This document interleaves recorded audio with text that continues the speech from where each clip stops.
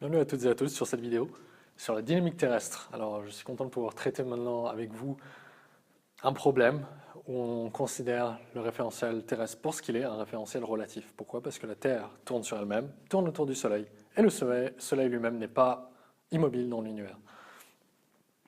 Je vous laisserai poser la question à vos amis en astronomie ou à vos professeurs, etc. En tout cas, vous savez que la Terre tourne.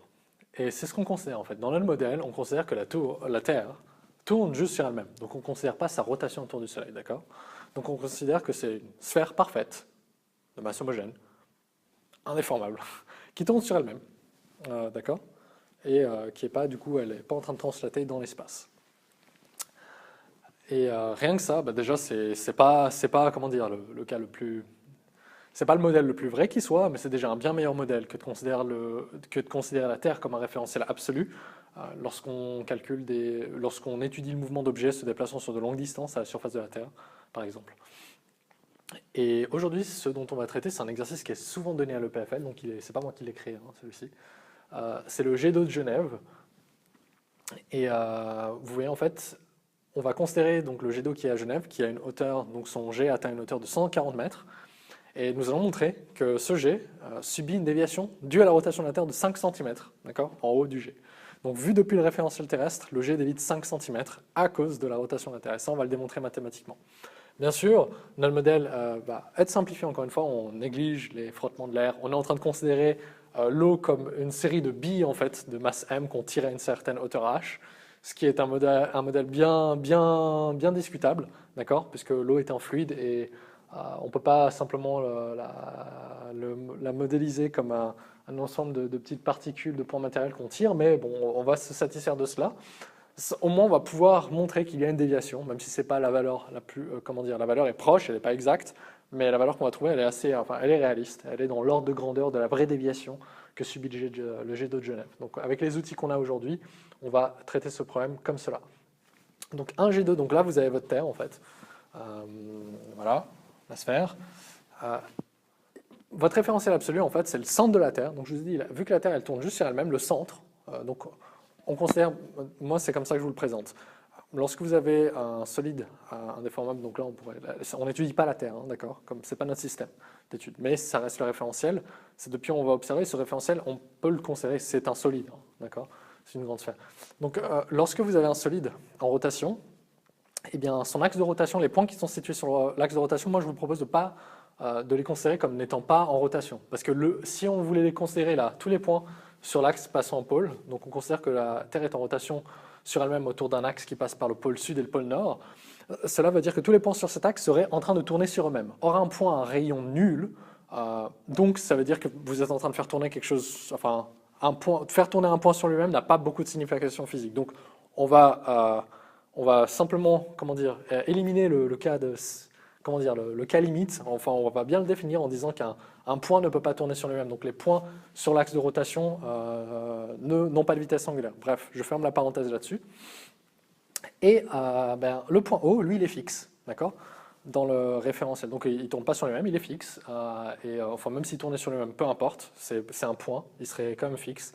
Un point, on le définit par cette translation. Donc il est fixe dans le référentiel absolu, constitué du centre de la Terre et d'étoiles lointaines, supposées fixes. Et nos axes ici, du repère en vert, qui est notre repère cartésien lié au référentiel absolu, pointent vers des étoiles lointaines supposées fixes. D'accord ? Notre référentiel relatif, c'est la Terre qui tourne. O fait aussi partie du référentiel relatif. Pourquoi ça fonctionne? Parce que je vous ai dit justement, même si le référentiel relatif tourne, les points sur l'axe de rotation sont immobiles. Ici, A, le point, c'est un point à la surface de la Terre, c'est de là où on va considérer c'est exactement là, en fait, c'est exactement le point c'est vraiment le point sous le jet d'eau. Là, vous êtes à Genève, ce serait au sol, le point au sol, A. C'est comme ça qu'on le définit, donc là on est en Suisse. Peut-être que je l'ai placé un peu trop au nord en termes de latitude, mais c'est pas grave. Et on a un repère ici aussi au référentiel relatif. Voilà. Puis enfin ici je vous ai fait un dessin montrant voilà, notre jet d'eau qui est modélisé comme des billes de masse m qu'on tire à une certaine hauteur h. Et l'axe, justement, selon lequel on tire ces billes est radial. Vous voyez ici le Y3 est donc si on prolongeait l'axe passerait par le centre de la Terre O. Et on la tire avec une vitesse initiale V0, d'accord ? Les billes, bien sûr, si on néglige les frottements, ne sont soumis qu'à leur poids. Quand je dis ne sont soumis qu'à leur poids, je parle des vraies forces, d'accord? Quand je parle des forces, je ne parle pas des forces d'inertie ici, qu'on va d'ailleurs voir par la suite. Donc quand on parle des forces, c'est quelles sont les vraies forces qui agissent sur les billes, simplement leur poids. Très bien. Eh bien maintenant, réécrivons un peu ce que je vous ai défini ici. Référentiel absolu, donc c'est le centre de la Terre et des étoiles lointaines. Bon bah, je veux dire O plus étoile lointaine, voilà. Le repère qui est lié, c'est le repère cartésien qui est fixé au référentiel absolu, O, E1, E2, E3.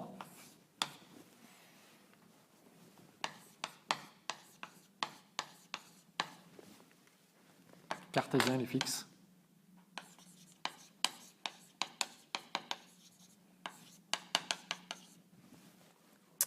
Le système, eh bien, là on va considérer donc une bille, une goutte d'eau qui est supposée être une bille de masse m, donc ça c'est suffisant, d'accord, pour répondre à notre problème qui est quelle est la déviation en haut. Donc si on tire des billes les unes après les autres en haut, enfin radialement vers le haut, bon, à la verticale, vue depuis la surface de la Terre, eh bien on va justement étudier la déviation de cette bille. Donc le système c'est juste en fait une de ces billes, une bille de masse m. Donc dire particule de masse m, voilà, qui représenterait une goutte d'eau, peut-être. Mais comme je vous ai dit là, c'est un modèle simplifié.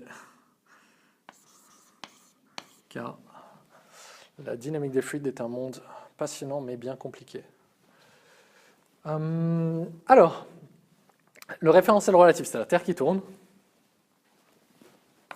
sur elle-même, juste sur elle-même, hein, d'accord? Donc la seule rotation qu'on prend en compte, c'est la rotation de la Terre sur elle-même. Et en plus, on suppose que cette rotation est pile sur l'axe nord-sud.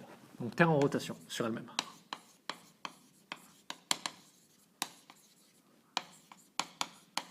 Le repère lié, on a juste besoin d'un repère cartésien à Y1, Y2, Y3. Donc vous voyez en fait que Y3 il est radial, tandis que Y1 serait en train de pointer vers l'équateur et Y2 est en train de pointer vers l'est. Donc si ça c'est la Suisse, et ben par là-bas on va aller en Chine, au Japon, etc. D'accord, on va aller vers l'Asie. Y1 on irait vers l'équateur. Vous pouvez remarquer que en fait ce repère cartésien il ressemble à un repère sphérique en tant que tel. Dans la façon de placer, vous avez l'angle lambda ici, un repère sphérique ce serait l'angle θ ici, puis ici au lieu d'avoir oméga t on aurait phi, d'accord? Et ici on aurait le rayon r. En fait, oui, son placement est le même qu'un repère sphérique, néanmoins, ce n'est pas du tout un repère sphérique, c'est un repère cartésien qui est fixé au référentiel relatif, d'accord? Donc on ne va pas faire appel aux équations d'un repère sphérique ici. Alors, je sais que ça peut paraître tentant, et peut-être même que la résolution pourrait se passer, mais là c'est une terme de rigueur et de définition. Vous avez défini un référentiel relatif, c'est de là où vous allez étudier le mouvement, ce n'est pas votre système d'étude, d'accord? Le repère sphérique, on le place sur la particule, le système dont on étudie le mouvement. Tandis que ce repère, il est là pour justement définir un mouvement par rapport au référentiel relatif. Donc, le repère, eh bien, c'est un cartésien qui est fixé au référentiel relatif. Cartésien fixe. Bien sûr, quand j'ai fixe au référentiel relatif, et le référentiel relatif lui tourne dans le référentiel absolu, à Y1, Y2, Y3.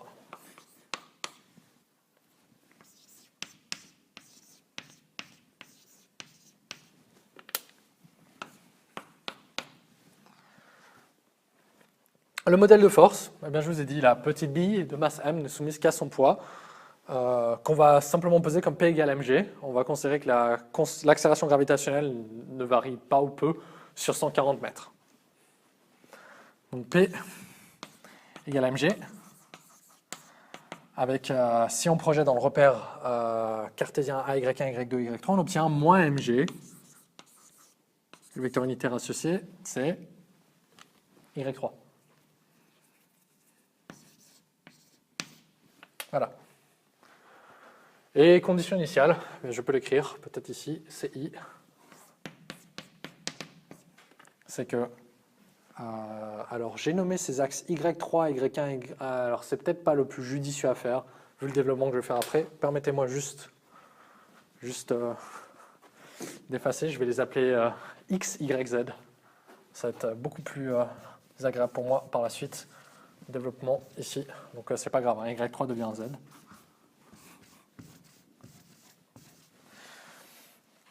Donc ici on a un EZ Donc ça, c'est un EX, EY, EZ. Donc ne vous y trompez pas. X, Y, Z, ce sont les coordonnées associées donc, de position dans le référentiel relatif, pas dans le référentiel absolu. Ici, on a du coup EX, EY qui pointe vers l'est, EZ qui pointe radialement, et vu du sol, ça pointe à la verticale vers le haut. Voilà, là c'est mieux.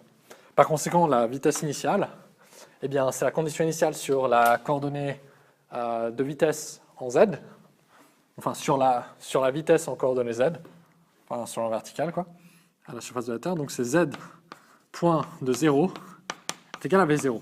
D'accord ? Donc la vitesse initiale en Z, c'est V0. Et c'est tout ce qu'on a comme condition initiale. Bon, après, je peux aussi dire Z de 0 égale 0. Bon, bien sûr, alors ici, vous pouvez me dire, mais non, c'est pas 0, regarde. On se trouve ici, la particule part d'ici, tandis que le repère lié au référentiel absolu est là. Oui, certes, mais X, Y, Z, ce sont les coordonnées de position définies dans le référentiel relatif. Donc, dans le référentiel relatif, ma particule part bien de l'origine A. Donc, c'est bien Z de 0 égale 0. C'est bien la vitesse initiale est égale à V0. Du coup, je ne vais pas aller m'amuser ici à mettre pour la vitesse initiale, essayer de réfléchir à la vitesse tangentielle ou périphérique due à la rotation de la Terre. Ça, justement, ce sont les équations qui vont nous aider à l'établir. Voilà. Maintenant, la loi de la dynamique qu'on applique ici, si vous avez lu votre cours ou le livre du professeur Ansermet, où vous êtes allé dans la partie théorie de l'application, vous avez cette équation-là qui est établie. Donc c'est la deuxième loi de Newton qui est réarrangée. Donc la deuxième loi de Newton qui était appliquée dans le référentiel absolu, qui a été réarrangée avec les formules d'accélération relative et absolue. Vous savez, le AA de P est égal à AA de A plus AR de P plus 2 oméga cross VR de P, etc. Donc on a dégagé certains termes et on l'a réarrangé pour faire de la dynamique dans le référentiel relatif qu'est la Terre. Donc vous avez bien MAR de P égale, et là je vais parler de ce qu'on a justement. Donc c'est la deuxième loi de Newton réarrangée donc, dans le référentiel de la Terre.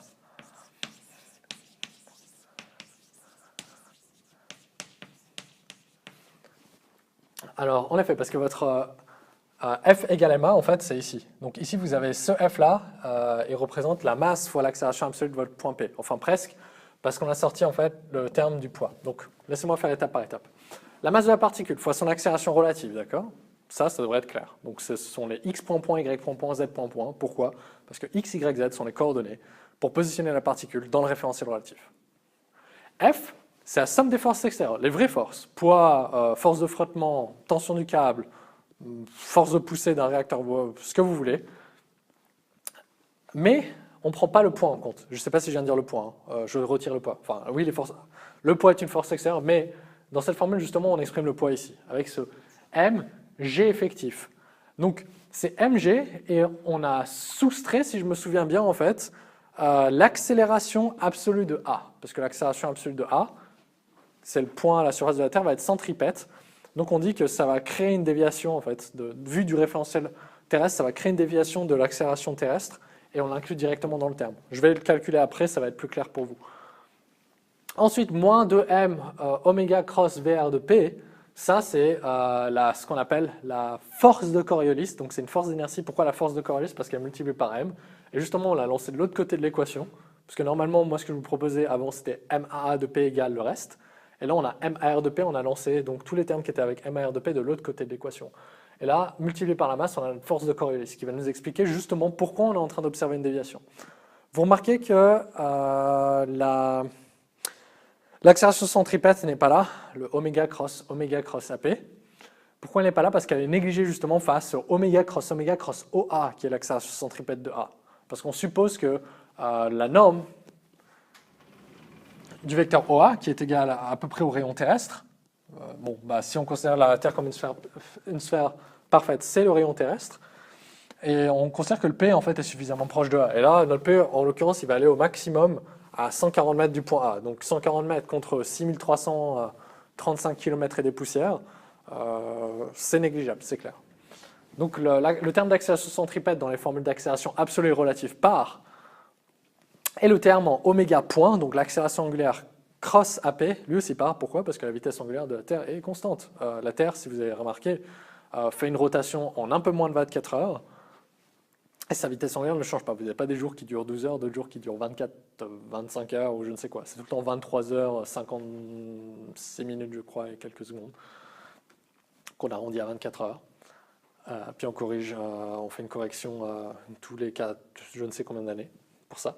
Bref, donc là, ce que vous avez, c'est que donc on néglige, enfin c'est même pas qu'on néglige, c'est qu'il est égal à 0. Il n'y a pas l'accélération angulaire de la Terre vaut 0. Pourquoi? Parce que ce oméga, rappelez-vous, c'est la vitesse angulaire de la Terre. D'accord? Ce que j'ai pas précisé, ouais, ce que j'aurais peut-être dû définir. J'ai défini SCI d'ailleurs. Et j'ai pas défini la vitesse angulaire ici. J'ai écrit vitesse angulaire du référentiel relatif par rapport au référentiel absolu. C'est toujours important à définir. On va faire une petite case, on va le mettre là. C'est grand oméga est égal à, alors je vais l'appeler oméga, et ça va être dans la direction E3, ici. D'accord? Donc selon l'axe nord-sud. Après, on va voir numériquement qu'est-ce que ça vaut. Vous avez peut-être déjà une idée. La vitesse angulaire, elle est constante, ça va être 2π divisé par la période. Et la période de la Terre, vous connaissez la période de rotation. C'est 24 heures ou 24 fois 3600 secondes. On va le calculer après. Très bien. Donc j'espère que ça, c'est clair maintenant pour vous. Donc ce qu'on va faire, c'est qu'on va chercher ces termes, la MGE, le MGE effectif, l'accélération de Coriolis multiplié par la masse qui donne la force de Coriolis. On va définir ces termes. Dans le repère lié au référentiel relatif, la force ici va tomber. Et on va justement attaquer notre... oui, qu'est-ce que je voulais dire? Voilà, et après on va justement définir les équations du mouvement dans le référentiel relatif. On va avoir du x point point, y point point, z point point égale quelque chose. Donc ce que je vous propose, c'est déjà réexprimer la vitesse angulaire de la Terre, car on veut qu'elle soit exprimée dans le repère lié au référentiel relatif. Donc ici on a oméga E3, ce que j'avais écrit là-bas. On va utiliser du vert, mais bon. Qu'on va réécrire comme oméga. Donc E3, il fait un angle lambda avec Y3. Donc Y3 va prendre le cosinus, et vous voyez bien que vous baladez en plus Y3 et en moins Y1 pour arriver à E3. Par conséquent, on va avoir ici cos lambda Y3, mais je devrais, bon, c'est pas grave, je vais l'écrire après encore une fois, Y3 moins sin lambda Y1. Ce qui par conséquent se transforme en oméga moins sin lambda, et je mets le Y1 en premier pour conserver l'ordre des vecteurs unitaires, plus cos lambda Y3. Vous remarquez aussi que le lambda, comment il est défini, c'est la colatitude. Donc ce n'est pas la latitude, c'est 90 degrés moins la latitude. Pourquoi on l'a défini ainsi? Parce qu'on peut définir l'angle directement depuis un axe du repère qui est fixé au référentiel absolu. Si on avait choisi la latitude depuis l'équateur, eh bien, on n'a pas d'axe défini sur l'équateur, d'accord? Pour récupérer, on n'a pas d'axe ici pour définir lambda depuis ce dernier. On pourrait résoudre le problème, mais rigoureusement, ça aurait été moins bon que ce qu'on a fait. Là, c'est clairement défini et on n'a aucun problème pour trouver la réponse. Donc, par contre, si on vous donne une latitude, rappelez-vous que le lambda ici, ça va être 90 degrés moins la latitude du lieu que vous considérez. La vitesse relative de P, eh bien, c'est assez simple. Vous avez un repère cartésien qui est fixé au référentiel relatif. Si je vous ai donné la vitesse dans les tout débuts, lorsque vous faisiez des problèmes, la vitesse c'est quoi? Vous me donnez le vecteur vitesse, c'était x point, y point, z point. Là, c'est la même chose. Parce qu'on a VR de P, c'est la vitesse dans le référentiel relatif. Et les coordonnées de position dans le référentiel relatif, c'est x, y, z. Donc, on va écrire x point. Donc je les ai appelés, et là, ah oui, j'ai encore utilisé Y3, donc je corrige, ça c'est daté d'avant, je vais passer en EX, Y, etc.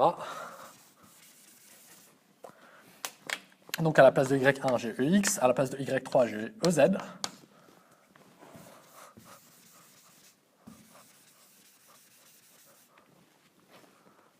Là j'avais EZ, là j'ai EX, là j'ai EZ. Là, j'ai EX. Très bien. Donc là, ouais, c'est bien EX. Et là, c'est bien EZ. Donc on a x point EX plus y point EY plus z point EZ. D'accord? Donc voilà l'expression de la vitesse relative. Assez simple. Maintenant, on va calculer justement ce terme moins 2 oméga cross VR de P. Pourquoi je ne calcule pas avec la masse? Parce que la masse, en fait, elle va se simplifier. Prenons cette équation, je vous ai dit. Le poids, il est déjà considéré là-dedans. Il n'y a aucune autre force extérieure qui agit autre que le poids sur la particule. Donc ça, dans notre équation ici, ça va être nul. Par conséquent, je peux diviser par la masse, partout. Et j'ai plus de masse à considérer dans l'équation, ce qui m'arrange. Voilà, donc moins 2 oméga cross vers de P, on va faire le produit vectoriel, on va le faire avec le pseudo-déterminant. Donc on va écrire moins 2 oméga, je peux aussi le mettre devant, scalaire. Et là on fait notre pseudo-déterminant. On va écrire les vecteurs unitaires du repère lié au référentiel relatif. Et il faut bien faire attention à exprimer du coup les deux vecteurs dans ce même repère. Sinon, notre produit vectoriel n'est pas calculable. Donc on a ici moins sin lambda, donc j'écris les composantes du premier vecteur dans le produit vectoriel. J'ai moins sin θ ici, j'ai lambda ici, moins sin lambda, et ensuite j'ai x point, y point, z point.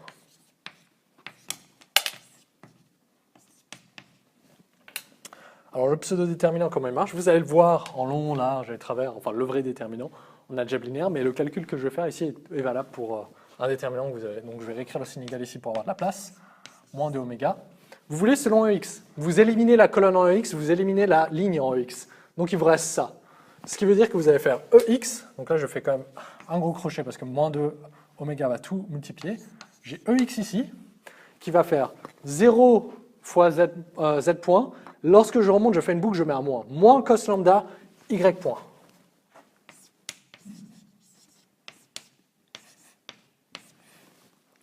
Là, ça me va.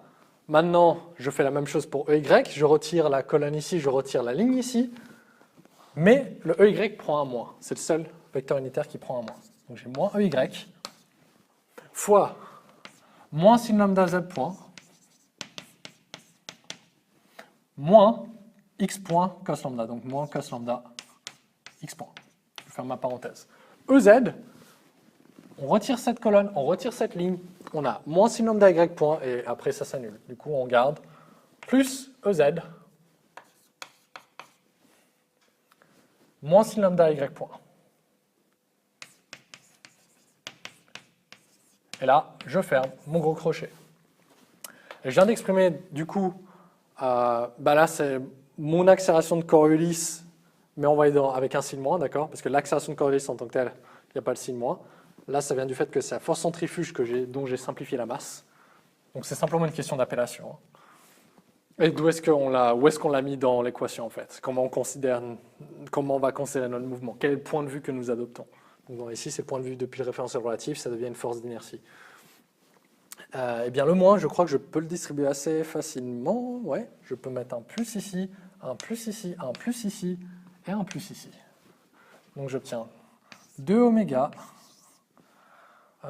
Est-ce que je vais me permettre une notation en colonne? Oui, je vais me permettre une notation en colonne, ça va être un peu plus lisible.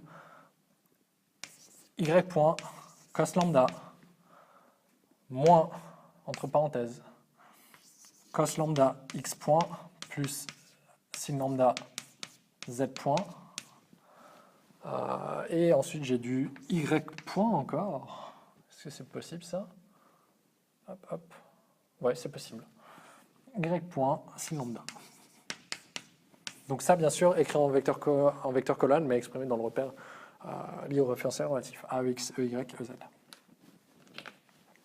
Voilà. Donc déjà, un terme de calculé.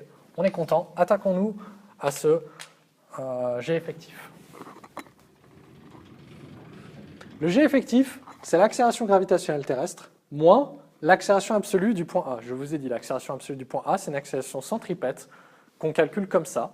Pourquoi? Parce que OA est le rayon de la Terre, qui ne change pas de norme. Par conséquent, sa dérivée temporelle est seulement exprimée par un changement de direction. Et ce changement de direction, on peut le récupérer par les formules de Poisson, en sachant quelle est la vitesse angulaire du vecteur considéré. Le vecteur considéré ici, il fait partie du référentiel relatif. Par conséquent, oméga n'est rien d'autre que la vitesse angulaire du référentiel relatif. Alors G, vous connaissez, je n'ai pas besoin de réexprimer. Peut-être je peux le réexprimer selon... Maintenant, en fait, l'idée, c'est de savoir je vais voir, en fait, comment dans quel repère... Je crois que je vais commencer à faire, je vais commencer à faire mon produit vectoriel dans le repère... Oui, je vais commencer à faire mon produit vectoriel dans le repère... Oui, mais je vais le faire directement, en fait, dans le repère lié au référentiel relatif. Le G, on sait qu'il va être radial. Il va être le long, en fait, on l'a déjà exprimé, il va être le long de EZ. Donc ça va donner du moins GEZ. Donc pour l'instant, je le laisse de côté. Mais je vais aller calculer ce terme-là, oméga cross OA. Alors, on va appeler le rayon de la Terre R, d'accord? R, c'est le rayon de la Terre. C'est sa longueur. Donc, 6400 km environ. Oméga cross OA, on va avoir, donc si je reprends ma formule pour la vitesse angulaire, j'ai oméga moins sin lambda plus cos lambda x.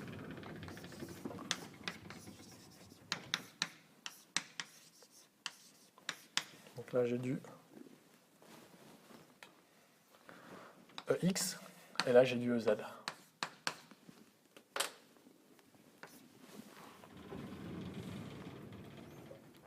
Moins sin lambda EX, ouais, plus cos lambda EZ.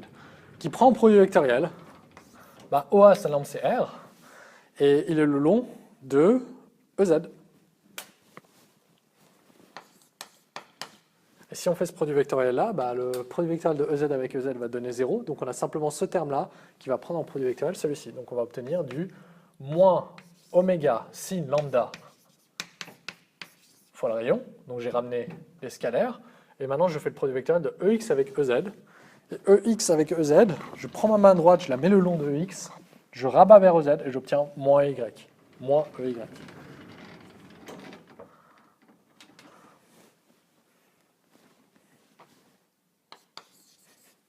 Ce qui au final va me donner plus oméga R sin lambda EY. Jusque-là, est-ce que ça va? J'espère que oui. Sinon, n'hésitez pas à mettre la vidéo en pause ou à revenir en arrière si besoin. En fait, essayez de le faire en même temps que moi. Alors, oméga cross OA, eh bien ce terme-là, maintenant, on sait ce qu'il vaut. On peut simplement réexprimer la vitesse angulaire.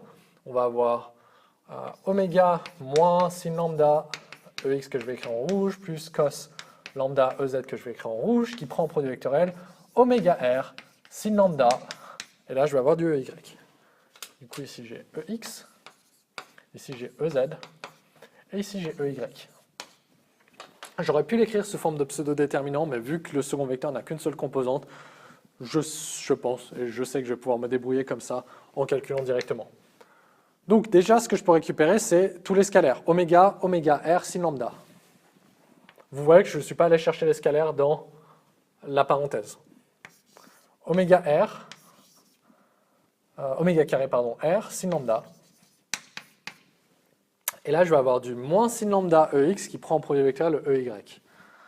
Alors, moins sin lambda EX qui prend en produit vectoriel, donc c'est EX avec EY.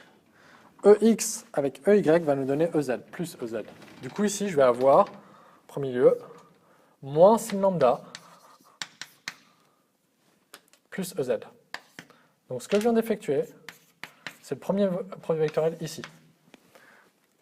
Le deuxième maintenant, cos lambda EZ avec EY. EZ, EY, ça va me donner moins EX.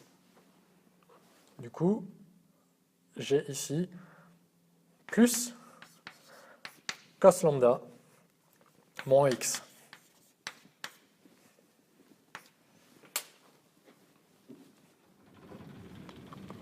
Eh bien, si j'avais laissé, ouais, j'avais réglé l'histoire des mots. Très bien. Du coup, là, j'ai un moins que je peux rabattre tout devant. Moins oméga carré R sin lambda. Oui, c'est bien le cas, sin lambda. Fois sin lambda, je vais mettre cos lambda d'abord. Cos lambda EX plus sin lambda EZ.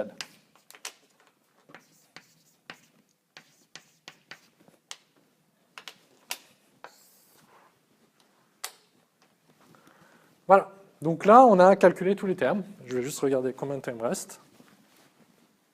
Ouais, je vais m'arrêter là. Alors, bienvenue, je vous propose maintenant de reprendre là où on en était resté.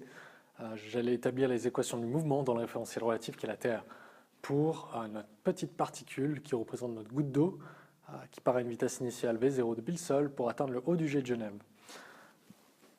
Alors les équations, je les ai simplement reportées. Donc là, je les ai effacées, mais vous les avez sur la vidéo si vous remontez juste un peu en arrière. eh bien, j'ai repris tous les termes. Donc, on avait l'accélération x point point, y point point, z point point, donc l'accélération relative qui doit être égale à différents termes. Donc, j'ai calculé le terme qui est lié à l'accélération effective, GE, et le terme qui est lié à la force de Coriolis qui a été divisée par la masse. Donc, qui apparaît ici, ici et ici, tandis que notre accélération gravitationnelle effective, il y a le moins g qui apparaît ici, on a ça ici et ça ici, qui sont liés à l'accélération absolue, qui est centripète de notre point A. Maintenant, ce qu'on veut déterminer, c'est vraiment numériquement, on veut trouver la déviation en haut du jet de Genève dans une direction est-ouest, d'accord? Donc, c'est-à-dire selon Y. Là, pour trouver, eh bien, bon courage, parce que ce sont des équations différentielles, et en plus, elles ne dépendent pas d'une variable. Là, j'ai du Y point point, j'ai du X point, du Z point, là, j'ai du X point point, du Y point, ici, bref, c'est un peu l'horreur. Donc, on va simplifier nos équations en faisant appel... bon, on va justifier, en fait. Donc, on va approximer notre solution, mais ça va rester encore... On va rester dans... Ce sont des approximations qui vont être valables. Je vais les justifier. La première, c'est qu'on va se débarrasser des termes en oméga carré. Oméga, c'est la vitesse angulaire de la Terre. C'est 2π divisé par sa période de rotation, qui est 24 fois 3600 secondes. Donc ça va nous donner du 7,3, 10 puissance moins 3 radians par seconde. Élevé au carré, on a du 7, ça va nous donner 49, 10 puissance moins 5, j'ai bien dit 7,3, 10 puissance moins 5 radians par seconde. Donc élevé au carré, ça va nous donner du 49 environ, 10 puissance moins 10. Bien que le rayon de la Terre soit de 6400 km, donc ça nous fait du 6,4 10 puissance 8 mètres, on va quand même se retrouver avec un terme qui est relativement petit, donc qui peut être négligé. Donc le terme ici, et ça c'est sans compter que le sinus et le cosinus ne valent pas 1 ici. Lui, on le néglige, et lui aussi, à peu près. Maintenant, on a ça pour l'instant. Je vais aussi négliger un autre terme, c'est celui-ci, parce que j'ai 2 oméga, donc encore une fois, du 17 10-5 radians par seconde, y point sin lambda. La vitesse initiale n'a pas de composante en y, d'accord? Après, il va y avoir une composante en y, on peut le voir ici. L'accélération selon y n'est pas nulle. Mais on va supposer que d'en bas jusqu'au haut du jet de Genève, la vitesse, donc la vitesse de déviation dans la direction est-ouest ne va pas être si grande que ça. Notamment face à... Donc là, on a du 10-5, on ne va certainement pas avoir quelque chose qui est de l'ordre de plus grand que 10 puissance 5 mètres par seconde. Donc, ce terme-là va aussi partir face à G. G qui est de l'ordre de 9,81 mètres par seconde au carré. Donc, vous voyez qu'en Z, on a vraiment bien simplifié notre équation. Et je vais réécrire maintenant. Donc ça va être les étapes de simplification. J'écris en x point point, maintenant je me retrouve avec 2 oméga, y point, cos lambda, c'est ce qui me reste. En y point point, il me reste encore pas mal de termes, moins 2 oméga, cos lambda, x point, plus sin lambda, z point. Et en z point point, il me reste simplement l'accélération gravitationnelle terrestre. Donc vous pouvez me dire à quoi ça avait servi de faire calculer l'accélération effective si c'est pour en arriver à là. Oui, mais dans d'autres problèmes, peut-être que vous ne serez pas à même de le simplifier, d'accord? Ou de dégager ce terme. Ou peut-être vous ne devez pas, ou peut-être vous voulez une réponse plus précise, donc vous le gardez. Donc c'est quand même bien de l'avoir et de le simplifier par la suite. Voilà, donc ça m'arrange parce que z point point, là ça va être simple à intégrer normalement. Mais je me demande s'il ne me manque pas un terme, par contre. Juste laissez-moi réfléchir une seconde. Pourquoi je suis en train de penser cela? Non, je ne pense qu'il ne me manque aucun terme. Ce que je vais faire, c'est intégrer deux des équations. La première intégration que je vais faire, ça va être celle-là. Là. Parce que ici, j'ai du x point point, ici, j'ai du y point, cos lambda est constant, oméga est constant, 2 est constant. Donc, en fait, en intégrant de chaque côté, par une intégrale indéfinie par rapport au temps, je vais intégrer x point point, je vais obtenir du x point. En intégrant y point, je vais obtenir du y. Plus, bien sûr, une constante. Donc ici, je me retrouve avec x point égale 2 oméga y cos lambda plus une certaine constante que je vais appeler C1. Ma deuxième équation, je la garde. Ici, en z, je vais intégrer une fois par rapport au temps, j'obtiens moins gt plus une constante qui va être moins gt plus là ça va être la vitesse initiale en z. Vous savez, parce que ici, j'intègre simplement une constante, d'accord, je n'ai pas d'exponentielle ou quoi, donc si on évalue z point de 0, on obtient moins g fois 0 plus la constante. Donc ça va être la vitesse initiale en z qui n'est pas nul, qui est égal à V0. Donc je peux directement l'écrire. Ici, j'obtiens... alors, est-ce que je vais l'écrire directement? Oui, je pense que je vais l'écrire directement. Z point est égal à moins GT plus V0. Puis là, on réécrit notre Y point point est égal à moins 2 oméga cos lambda X point plus sin lambda Z point. Très bien. Maintenant, ce qu'il nous faut ici, c'est trouver le C1. Alors, si on évalue toute l'équation au temps t égale 0, parce que x point dépend du temps, y dépend du temps. Donc x point de 0 doit être égal à 2 oméga y de 0 cos lambda plus C1. Mais que vaut y de 0? C'est la position initiale en y de notre particule qui va atteindre le haut du jet de Genève. Et sa position initiale en y, elle vaut 0. Donc x point de 0 est égal à 2 oméga 0 cos lambda, donc tout ça, ça devient 0. Donc j'obtiens x point de 0 est égal à C1. Donc C1, en fait, vaut la vitesse initiale en x. Mais la vitesse initiale en x, elle vaut quoi? Elle vaut 0, parce qu'on a simplement une vitesse initiale en z. Z point de 0 est égal à V0. Donc ce terme-là va devenir nul, le C1 ici.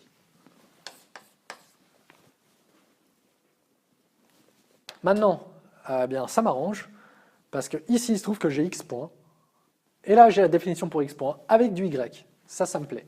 Je vais réécrire ici ce que j'ai. Donc j'ai x point est égal à 2 oméga y cos lambda, et je remplace ici mon y point point va être égal à moins 2 oméga cos lambda, et là je remplace le x point par 2 oméga y cos lambda à nouveau, plus sin lambda z point. Le z, je l'intègre à nouveau, le z point, la vitesse selon la verticale quand on considère, quand on se place à la surface de la Terre, au pied du jet d'eau de Genève. Donc si j'intègre encore une fois, j'obtiens z de t, donc la position de la particule selon l'axe z dans le temps, donc j'obtiens moins 1 demi gt carré, c'est un peu comme les problèmes de chute libre ou de balistique, moins 1 demi, plutôt de chute libre, moins 1 demi gt carré, plus v0 fois le temps, plus une constante. Cette constante va être égale à z de 0. Or z de 0 vaut quoi? Eh bien, la particule part de l'origine du repère A, fixe au référentiel relatif, parce que là c'est les coordonnées dans le référentiel, dans le repère lié au référentiel relatif. Donc ma constante que je vais ajouter en intégration va être 0. Donc je vais obtenir z de t est égal à moins 1 demi gt carré plus v0t plus 0. Donc j'écris directement ici z est égal à moins 1 demi gt carré plus v0t. Maintenant, analysons le y point point. Y point point ici, ça vaut moins 2 oméga qui multiplie cos lambda. Donc ici, les deux cos lambda vont se multiplier, on va avoir du cos carré, 2 oméga y plus sin lambda z point. Vous remarquez ici que j'ai du oméga. Et là, quand je vais distribuer le oméga, je vais obtenir du oméga carré. Pour les mêmes raisons, comme y ne va jamais être suffisamment grand, on ne va pas avoir une déviation qui va être de l'ordre de 10 puissance 5 mètres. Enfin, si vous voyez ça à Genève, dites-le moi. Eh bien, ce terme-là, on va le négliger. Par conséquent, ce qui nous reste, et là, je vais simplement réécrire en fait pour y. Je garde là, mais j'ai mes z et mes x qui ont été définis, j'en ai plus besoin. J'ai y point point, donc l'accélération y, qui va être égale à moins 2 oméga sin lambda z point, et je vais remplacer z point par l'expression que j'ai ici. Donc j'obtiens moins 2 oméga sin lambda moins gt plus v0. Et là, ça m'arrange. Parce que ça, je sais l'intégrer. Et je vais l'intégrer. Donc, allons sur le tableau suivant. Donc, vous voyez, maintenant, on a pu redéfinir l'accélération y simplement comme une fonction du temps, par ces différentes étapes. Et maintenant, on peut résoudre sur le tableau. On n'a pas besoin de faire appel à des méthodes numériques avancées. Donc, si je reprends, oui, peut-être il faut que je l'ai sous les yeux quand même. Enfin, que je mémorise moins de oméga sin lambda moins gt plus v0. OK.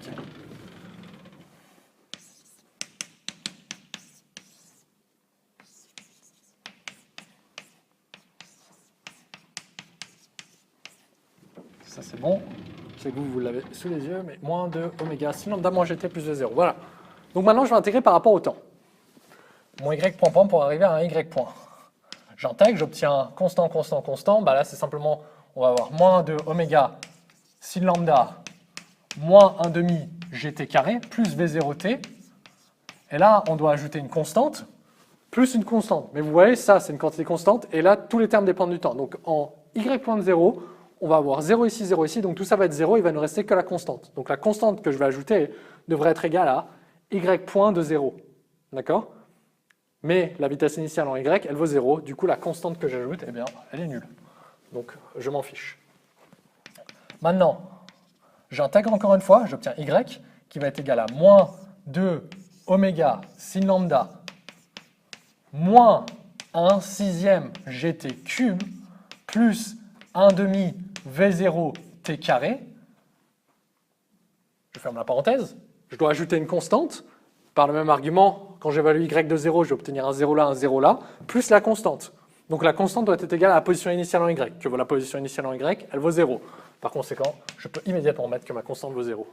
Et là, ce y maintenant, va me définir la déviation du jet de Genève selon l'axe est-ouest. Parce que l'axe y, justement, pointe vers l'est. Il définit la direction est-ouest. Eh bien, ce qu'il me faut faire maintenant, c'est de définir en fait quand ma particule va arriver en haut ici, quel est le temps? Parce que là, mon y il répond à du temps. Donc je vais devoir faire en fait un peu de ce qu'on fait normalement en chute libre ou en balistique. Trouver le temps où le point de cette particule est le plus haut. Donc là, en fait, ça va être de trouver TF, que vaut le temps final. Ça va être assez simple. Ce qu'on va faire, c'est simplement on va faire la conservation de l'énergie mécanique. Sans frottement et simplement soumise au poids, notre particule voit son énergie mécanique conservée. Donc on va voir que l'énergie mécanique initiale de notre particule doit être égale à l'énergie mécanique finale de notre particule. Or, à l'état initial, avec un niveau de potentiel défini à la surface de la Terre en A, donc au pied du jet d'eau de Genève, on a une énergie potentielle nulle, mais on a une énergie cinétique qui est égale à 1 demi m v0 carré. Tandis que, alors là, je ne suis pas en train de définir, oui, j'y arrive pour TF, enfin, c'est une des étapes. Je suis en train de définir en fait une expression pour V0.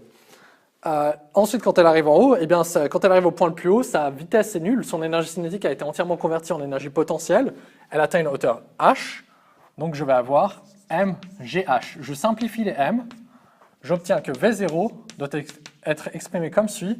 V0 va être égal à 2 racine de 2gh, mais est-ce que c'est ça que je veux? Oui, je crois que c'est ça que je veux. Racine de 2gh. Bon, ce qui est correct, hein, ça on l'a déjà vu assez souvent, enfin pas en vidéo là maintenant, mais je sais que vous êtes familier avec ce genre d'expression. Donc ça, c'est la vitesse initiale en fonction de la hauteur. Maintenant, j'avais une expression pour z. Je sais que z de t, z point de t est égal à moins gt plus V0, n'est-ce pas? Ça, c'est ce qu'on a trouvé juste avant.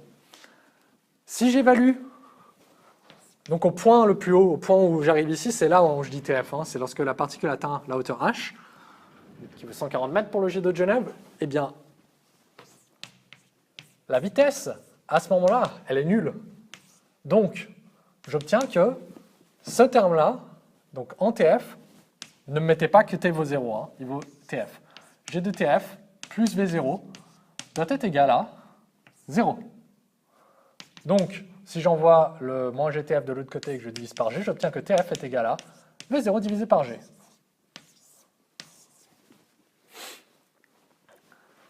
Donc j'ai trouvé TF, j'ai une expression pour V0, je vais la remplacer là-bas. Donc en utilisant cette équation-là, et cette équation-là, toute simple, je lance 1 dans 2, et j'obtiens TF est égal à racine de 2gh divisé par g, ce qui va me donner racine de 2h divisé par g.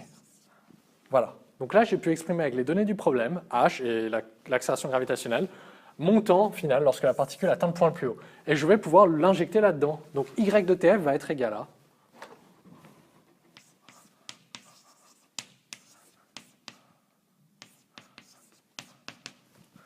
moins 2 oméga sinus lambda moins 1 sixième g. Alors ça va être au cube. Du coup, je vais mettre 2h. Rappelez-vous qu'une racine, c'est une puissance 1,5. Du coup, je vais avoir 2gh à la puissance... donc c'est au cube, hein, on a dit, donc c'est à la puissance 3,5. Alors je sais que je pourrais simplifier les g ici, mais je ne le fais pas. Vous pouvez le faire si vous voulez. Plus 1,5 v0, donc c'est t au carré, donc je vais obtenir tf au carré, donc je vais simplement obtenir 2h sur g. V0, je peux le réexprimer aussi. Et ça, je devrais peut-être le faire dès maintenant. Racine de 2GH, je vais le faire.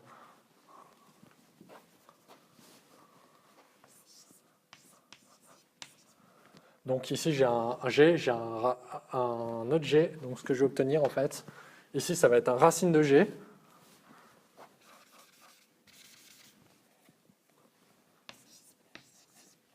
Ici, j'ai un racine de 2H et un 2H ici. Donc 2H, c'est comme racine de 2H au carré. Donc j'obtiens encore 2H à la puissance 3,5 ici. Ouais. Juste mon racine de G n'est pas à la puissance 3,5, il est juste à la puissance 1,5. Puis ça joue avec ça, hein, vous voyez. Ici, vous l'avez à la puissance 3,5. Puis donc ça fait que si vous sortez en bas, vous avez la puissance 3,5, en haut, vous avez la puissance 2 sur 2. Ça simplifie, vous avez une puissance 1,5 qui reste. Donc en termes d'unité, c'est aussi consistant. En fait, on pourrait regrouper ces termes. Et c'est tout.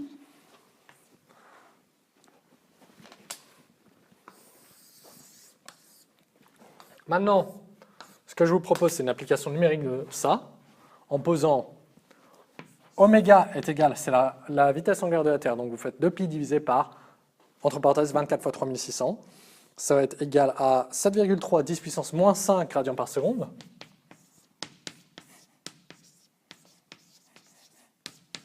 Ça, c'est pour oméga. Le lambda, donc la latitude de la Suisse, c'est du 46, on va dire 46,2 degrés, enfin pour Genève en tout cas.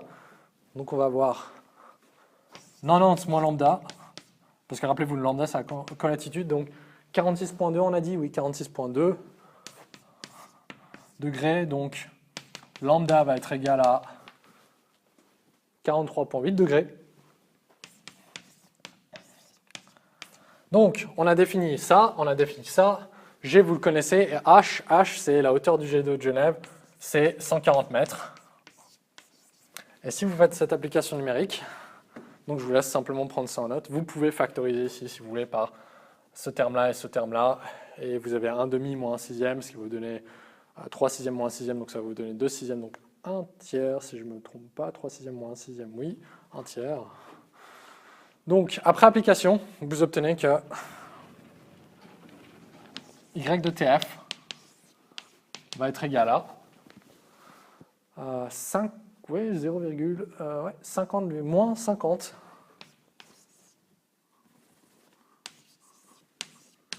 0,4 mm. Donc ça, c'est la réponse que vous trouvez. Vous trouvez qu'au temps final, qui correspond au point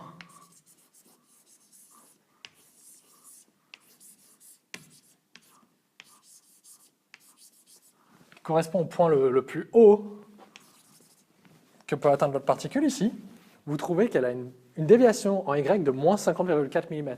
Et ça veut dire quoi? Si on revient ici, l'axe Y, je vous ai dit, il pointe vers l'est, donc là, elle monte le long de Z, puis quand elle est en haut, eh bien, elle a dévié dans le référentiel terrestre, donc par rapport au repère qui est lié au référentiel terrestre, elle a dévié de moins 50,4 mm, donc ça veut dire qu'elle est allée en moins Y, donc ça veut dire qu'elle a dévié de 50,4 mm vers l'ouest, donc vers l'Amérique du Nord, ou une déviation de 5 cm.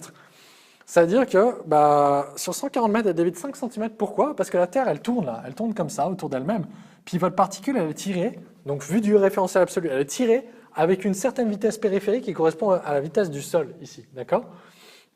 Maintenant, si vous voulez garder, en fait, être en quelque sorte géostationnaire, c'est-à-dire rester au-dessus du point A en tout temps, donc ne pas avoir de déviation Y, eh bien vous devez avoir la même vitesse angulaire que la Terre, d'accord? Or, vous partez avec la vitesse périphérique du sol en tant que particule, vous maintenez parce qu'il n'y a aucune force pour accélérer cette vitesse périphérique.